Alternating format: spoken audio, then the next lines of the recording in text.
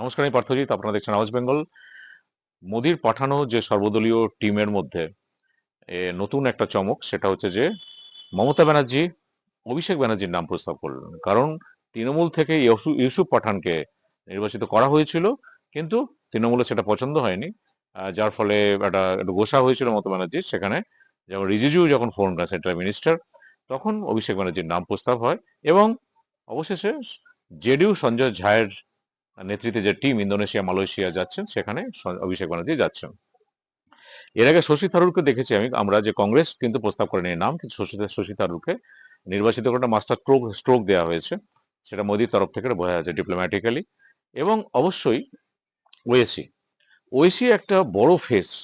অবশ্যই যে উনি পাকিস্তান সন্ত্রাসবাদ এগেনস্টে সরব, প্রথম থেকেই সরব, এবং অপারেশন সিন্দুরের সময় সরব ছিলেন, তারপরও সরব। তো ওনাকে সৌদি আরব পাঠানো হবে, শশী থারুরকে ইউএস বা ইউরোপ হবে, এবং বিভিন্ন টিমকে পাঠানো হচ্ছে।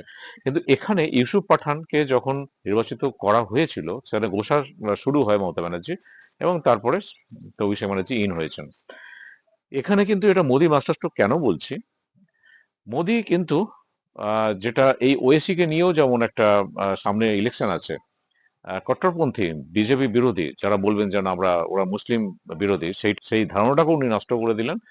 এবং শশী থারুর কংগ্রেস থেকেও ভাঙিয়ে নিলেন, মানে অ্যাটলিস্ট সর্বদলীয় বৈঠকে উনি আনলেন। এবং মমতা ব্যানার্জি কোনো কারণে স্ট্যান্ড ক্লিয়ার করেন না। মমতা ব্যানার্জি যেটা করেন, আমি আছি ধর্ম আছে, জিরাফও আছে, এই ধরনের ওনার রাজনৈতিক আদর্শ। সন্ত্রাসবাদের এগেনস্টে আছি, সব ঠিক আছে। আবার অপারেশন সিন্দুর পরে তার বিভিন্ন যে সৌগত রায়, তাদের যে এমপি, সন্দিহান ছিল যে আমরা ভারতীয় আর্মি বা ভারতীয় এয়ারফোর্স কতটা কি করেছে, কিছুই হয়তো করেনি, এই ধরনের বলছেন, দলটা বিরোধিতা করেনি। তো তৃণমূলের যে স্ট্যান্ড আদর্শ বা যে কোনো ক্ষেত্রে হজরও ব টাইপের, মানে কেউ কিছু বুঝতে পারে না। ওনার শুধুমাত্রই হচ্ছে বাংলার ভোট ব্যাংক, এবং অবশ্যই 30% মুসলিম যে ভোট।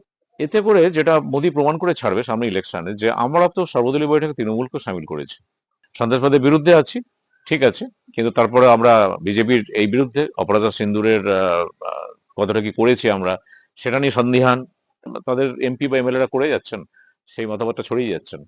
তো স্বাভাবিকভাবে তৃণমূলের বিশ্বাসযোগ্যতা কমে আসছিল। এক্ষেত্রে মমতা ব্যানার্জি ভাবলো যে অভিষেক ব্যানার্জিকে সামনে এনে হয়তো কিছু বিশ্বাসযোগ্যতা ফিরিয়ে আনি, স্টেপ গুলো নিচ্ছেন, তাতে হয়তো অন্য কোনো সংকেত আসতে পারে।